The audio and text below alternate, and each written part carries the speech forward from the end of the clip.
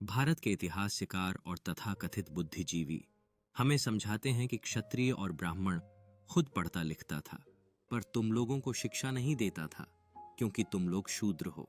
संस्कृत सवर्णों की भाषा थी, ब्राह्मण तुम्हें संस्कृत नहीं पढ़ने देते थे। क्या सचमुच ऐसा था? आइए पता करते हैं। तक्षशिला विश्वविद्यालय में पूरे विश्व के लोग शिक्षा ग्रहण करने आते थे और चंद्रगुप्त मौर्य भी वहीं का विद्यार्थी था। पर उपर्युक्त लोग तो चंद्रगुप्त मौर्य को क्षत्रिय नहीं मानते हैं। नालंदा और विक्रमशिला विश्वविद्यालयों में भी पूरे विश्व के लोग शिक्षा ग्रहण करने आते थे। क्या वे क्षत्रिय और ब्राह्मण थे? ये लोग तो यहां तक कहते हैं नालंदा विक्रमशिला बौद्ध विहार था, यानी बौद्धों का शिक्षालय। तो क्या बुद्धिस्ट शिक्षक केवल क्षत्रियों और ब्राह्मणों को ही शिक्षा देते थे? 8वीं शताब्दी का बौद्ध धर्मी शासक धर्मपाल ने करीब 50 विद्यालय स्थापित किए थे, जिसमें कुछ विश्वविद्यालय भी थे। क्या उसने ये सब क्षत्रियों और ब्राह्मणों के लिए बनवाए थे? विदेशी यात्रियों के वर्णन और खुद अरबी यात्रियों के वर्णन में आता है कि भारतीय शिक्षित और कुशल होते हैं। अर्थात भारतीय सिर्फ किताबी ज्ञान रखने वाले ही नहीं थे, बल्कि कुशल यानी तकनीकी ज्ञान में भी थे। अर्थात भारतीय सिर्फ किताबी ज्ञान रखने वाले ही नहीं थे, बल्कि कुशल यानी तकनीकी ज्ञान में भी निपुण थे। तो फिर सच क्या है? सच मैं बताता हूँ। और सच ये है कि भारतवर्ष पर मुस्लिम आक्रमण और मुस्लिम शासन ने विश्वगुरु भारत को ध्वस्त कर दिया। आक्रमणकारियों ने भारतवर्ष के सभी विश्वविद्यालयों पाठशालाओं को नष्ट कर दिया। उन्होंने ज्ञान विज्ञान अनुसंधान के न केवल सारे ग्रंथ नष्ट कर दिए, बल्कि उनके दरवाजे भी बंद कर दिए।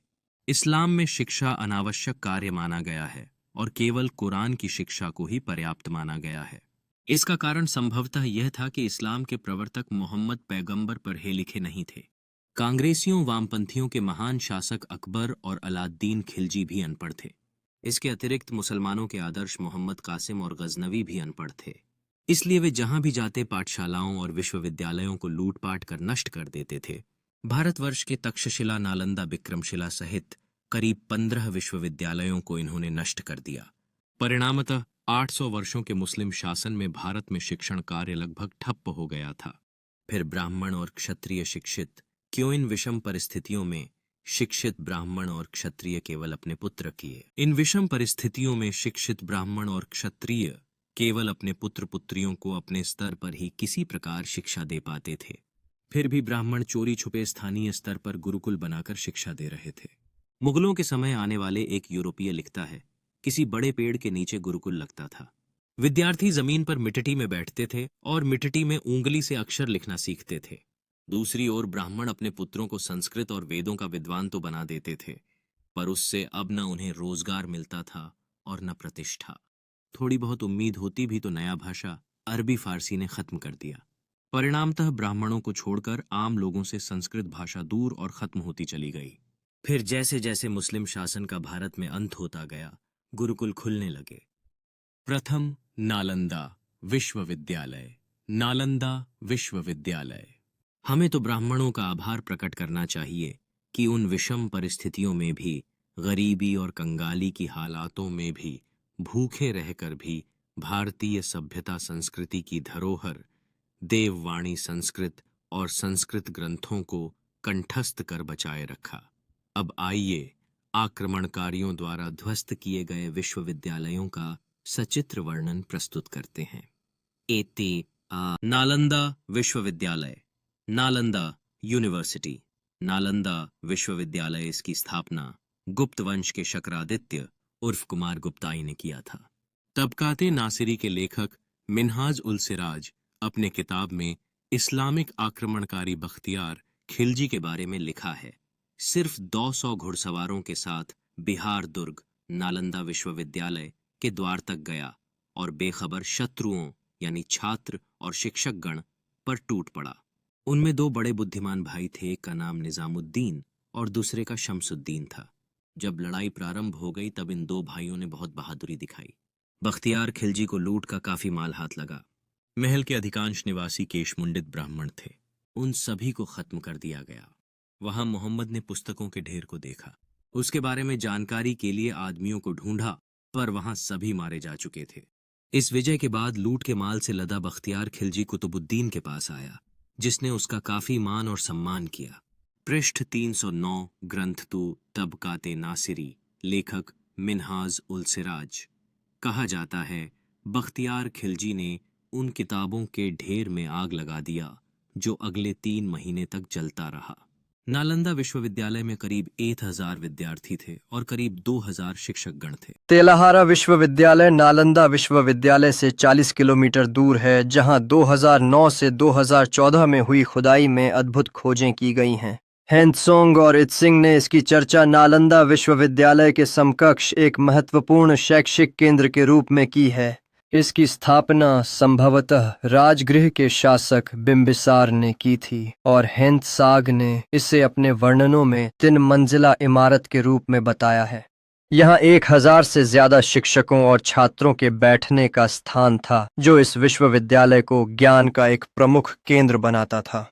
नालंदा विश्वविद्यालय को नष्ट करने के बाद बख्तियार खिलजी ने इसे भी लूट लिया, छात्रों और शिक्षकों का कत्लेआम कर इसे भी नष्ट कर दिया। ओदंतपुरी विश्वविद्यालय की स्थापना पाल वंश के शासक गोपाल ने 8वीं शताब्दी में की थी। तिब्बती स्रोत से पता चलता है कि यहाँ 12,000 से अधिक विद्यार्थी पढ़ते थे, जो इस विश्वविद्यालय की प्रतिष्ठा को दर्शाता है।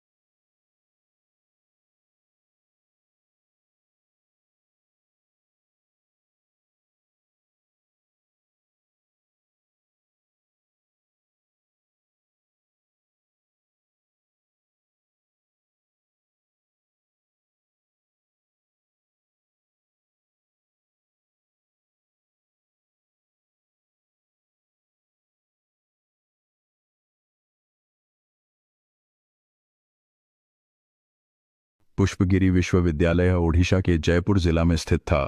यह विश्वविद्यालय नालंदा से अधिक पुराना संभवतः अशोक के द्वारा निर्मित माना जाता है। यह 3 पहाड़ियों ललितगिरी, उदयगिरी और रत्नागिरी के बीच विस्तृत था। 3री शताब्दी के आंध्र के इक्ष्वाकु राजा वीरापुरुष दत्ता के द्वारा इस विश्वविद्यालय को अनुदान देने का उल्लेख मिलता है। 9वीं शताब्दी में बुद्धिस्ट प्रजन गांधार से यहाँ आकर निवास किया था। यह विश्वविद्यालय भी मुस्लिम शासन में शिक्षा की उपेक्षा का शिकार हो नष्ट हो गया। तक्षशिला विश्वविद्यालय की स्थापना का श्रेय धृतराष्ट्र पुत्र दुर्योधन को दिया जाता है। उसने अपने ननिहाल गांधार में अपनी मां गांधारी की स्मृति में इस विश्वविद्यालय की स्थापना की थी। मुस्लिम आक्रमण से पहले गांधार में हिंदूशाही वंश के ब्राह्मणों का शासन था। हिंदूशाही वंश के पराक्रमी राजा जयपाल ने मुस्लिम आक्रमणकारियों के छक्के छुड़ा दिए थे, परंतु एक युद्ध में वो उनसे हार गया और उसे गांधार छोड़कर लाहौर दुर्ग में आना पड़ा। उधर आक्रमणकारियों ने उसकी प्रजा पर विभत्स अत्याचार किए। अपने प्रजा पर हुए अत्याचार की जिम्मेदारी लेकर वह अग्नि में प्रवेश कर आत्मदाह कर लिया। मुरैना विश्वविद्यालय 64 योगिनी मंदिर यह मध्य प्रदेश के आधुनिक चंबल डिवीजन में स्थित था। इसका निर्माण 8वीं शताब्दी में श्रीराम के अनुज लक्ष्मण के वंशज गुर्जर प्रतिहारों ने करवाया था।